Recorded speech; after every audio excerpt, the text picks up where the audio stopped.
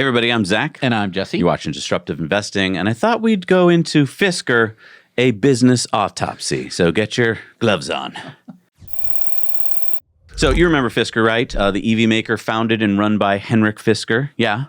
Well, they just filed for bankruptcy. Yep, and as part of the bankruptcy, they are selling all their remaining cars, and lucky for them, they have a potential buyer. Yeah, American Leasing. It's a company that leases cars and then sells them to Uber drivers. They want to buy all 3,231 remaining Fisker Oceans for $46.25 million. So what does that work out to for each car? Well, it ranges from $2,500 for any cars with damage or that were previously owned, to $3,200 for any cars that previously had a title, to $16,500 for any of the new Oceans. That's probably what most of them are going to cost. Okay, not a bad deal for the leasing company. I guess to get Oceans that started at $40,000 and go up to $70,000 for $16,500. I mean, but what happens when the Oceans need to be fixed? So Fisker is selling the cars as is. There is no warranty. Fisker will provide American Leasing with the source code for the cars, but will not provide any further updates past version 2.1, which I think has already been written. So I'm a little confused. These cars are just bricks waiting to happen? Yeah, that's my thought too. I mean, unlike Teslas, which are very vertically integrated, lots of the computers and the subparts and the assemblies are made by Tesla. So their software is developed by Tesla, and then everything plays nice together. Unlike that, Fisker had their Oceans built by Magna Steyr in Austria, which largely takes off-the-shelf parts like motors and battery assemblies, puts them together, and so the firmware for each motor and computer board comes from different manufacturers, and you often don't learn about glitches or problems until the cars have been in customers' hands, out in the wild for months or years. And usually when these edge cases happen, you need to have a great software engineering team to update the software quick. Yeah, we've experienced this with our Teslas. So, for example, I've got an early Model X, had some problems in the beginning where the doors didn't quite work as planned, had to bring it to Tesla. They figured it out. I even had problems with music codecs. You might be like, what? But Spotify wouldn't play quite correctly, and they had to fix that in software. And we've experienced this with Rivian as well. I mean, we've had it bricked. We've had it bricked twice. Mm-hmm. We've had the tonneau cover was going to break, and so they fixed it. We'll see, but at least if it does break, we can bring it back to Rivian and they'll fix it for us. Yeah, I mean, less so with our Ford F-150 Lightning. We haven't really had any of these bricking problems, but I think that's also because it's got much simpler software. It doesn't really act as much like a computer on wheels as a traditional car. So following the life of one of these Fisker Oceans, I think would be quite interesting because it will demonstrate how a computer on wheels can go from high-tech to brick really quickly if there is no back-end support. Because there's only a few thousand Fisker Oceans, and they're spread out geographically. I don't think it's in any mechanic's best interest to become an expert on fixing them. And even if they wanted to, how would they get any of the new parts? Right. And I think this is where a lot of investors, even ones who thought they were disruptive investors, got it wrong. So you remember back in 2020 and 2021 when a lot of these companies like Fisker and Rivian were going public. Right. I mean, look at Fisker in early 2021. $30 a share. Just attach the word EV to a company back then, and investors thought it was liquid gold, right? I want to learn from this now because I've seen it happen over and over again over my many years of investing. So during the dot-com bubble, for instance, any company with a .com in its name skyrocketed. Who cares if their underlying business wasn't that good or their management sucked? .com? I'm buying it. And what have we learned about all these EV companies that are now struggling or failing? You have to zoom out and look at the bigger picture. Yes, the underlying disruption was electric propulsion, but just building a car with an electric powertrain did not guarantee success. First of all, it's hard to do well.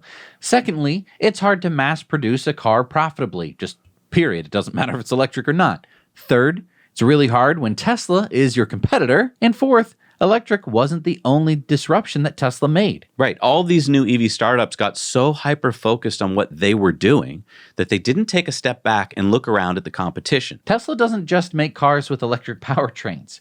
They quickly became vertically integrated and very profitable. And they have been working steadily on full self-driving. Now, for most people, this little acronym, FSD, goes completely over their head. Believe me, we know. Every week, we have been researching and talking about Tesla for almost a decade. We talk to hundreds of thousands of people, and most of them, even those with Teslas, know little or nothing about full self-driving. This is the disruption that is really about to kick into overdrive, and no other car company is in the same position Tesla is. When cars can drive themselves, a human-driven car is going to look like a horse did at the turn of the last century. What a pretty horse. What's its name? Horses went from being the engine of the economy, a super important tool that moved goods and people around, to a pet. No one would have believed it then, and nobody believes it now. But disruptions don't care if you believe them. They do one thing. They disrupt. One of the reasons that Fisker went belly up is because they didn't focus on anything more than the electric part. And when consumers looked around, they already had plenty of electric cars to choose from. Ones that had service centers nearby. In hindsight, it's kind of funny that anyone thought that Fisker would survive. I mean, how many customers want to make one of the biggest purchases of their lives with a new brand that hasn't proven itself? Yeah, it's not like an expensive luxury car where the rich consumer wants something unique and is willing to spend a lot of money to be unique. Yeah, these customers don't usually mind having to spend a lot of money to get things serviced. It comes with the territory, right? But Fisker went after the affordable EV market, which sounded good to some investors because they thought this is what has been holding back EV adoption, affordable EVs. Except to make affordable anything, you need to produce that in massive volumes, and that is not something that startups are usually good at. That takes a lot of capital to build factories and buy robots and hire lots of employees, something Fisker did not have. It's easy to dismiss failing companies. If you bought a stock in them, I get it. It's something you'd rather forget.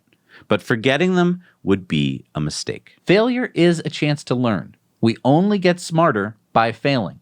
As investors, failure is something that we're going to do a lot. So don't do what most investors do and sweep it under the rug. Take it out. Hello, Fisker. And let's study it. Yeah, that way the next time you see a company with similarities, you may not bite so quickly. So in this case, I would say that Fisker suffered from, number one, a showman founder. More flash than substance. Number two, a weak premise. Going straight for an affordable EV right out of the gate was an almost impossible goal. Starting with a luxury model like Tesla did with the Roadster means that your first customers will pay more, so your losses are less, and you hopefully have created a brand that consumers associate with luxury. And then you eventually come out with the more affordable cars like Tesla did with the Model 3 and the Model Y. Your customers think that they're buying luxury cars for affordable prices. Number three, Fisker did superficial tech, right? Fisker, like so many other EV startups, they really just copied the superficial layer of Tesla. They made an electric car, but they didn't make the underlying tech. Fisker didn't develop the batteries or the motors or the computer hardware or the software. They subbed all that out to an established automaker, Magna Steyr. Now, many automakers do this without you knowing.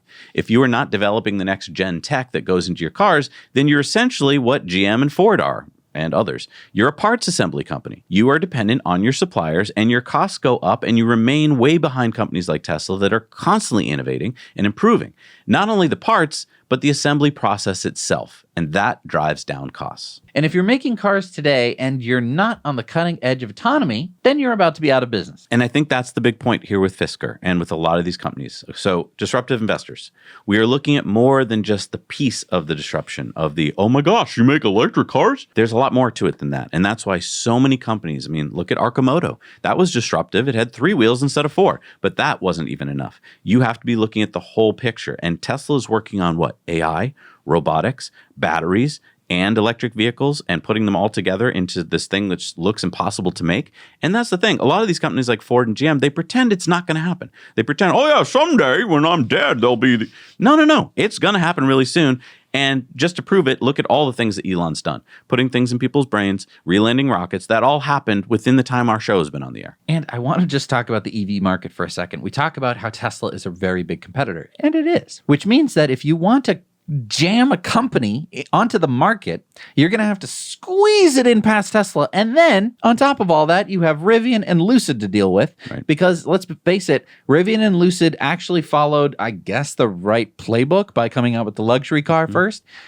Okay, great. So the car is really expensive. Well, they followed part of the, and that again is the simple playbook. part, right? You might be like, oh, I'm going to invest in them because they followed Tesla's playbook. They didn't do the supercharger network. Nope. They didn't do autonomy. So they didn't really follow the playbook. They followed called the fun part. Oh, let's make a luxury car.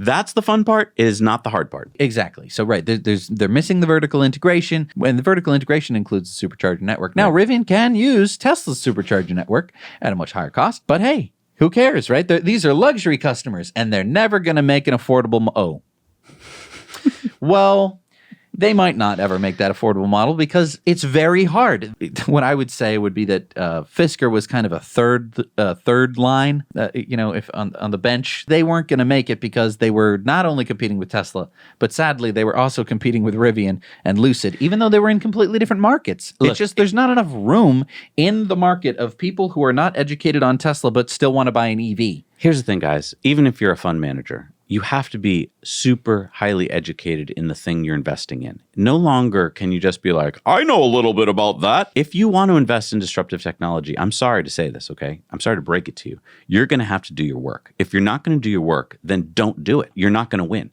The only way to win is to be smarter than other investors.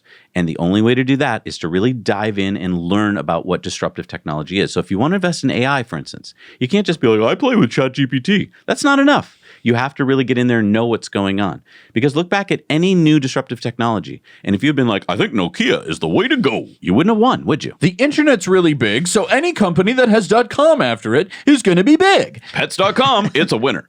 So look, guys, we're here to help you. If you head on over to our Patreon, which is on patreon.com/nowyouknow, we have something there called our Investor Club. And there, for $10 a month, which isn't that much money if you think about investing your savings, we have something called Slack, which is a place where all of our members can talk about everything that's going on. And not only do we have that, we have exclusive interviews with CEOs and founders. We have our weekly Investor Club bonus stories where we talk about all these kinds of things and more. So if you're really serious about investing, I urge that you do your homework. Now, I know most of you hearing this aren't going to like to hear that, which is fine. Stay out of it.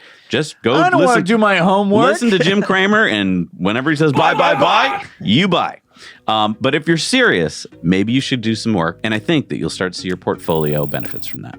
And I think that it's important to use examples like Fisker to see why the company failed. Because if you're going to be investing your money in other companies, if it smells like Fisker, maybe you don't put your money into it. We'll see you guys next week on Disruptive Investing.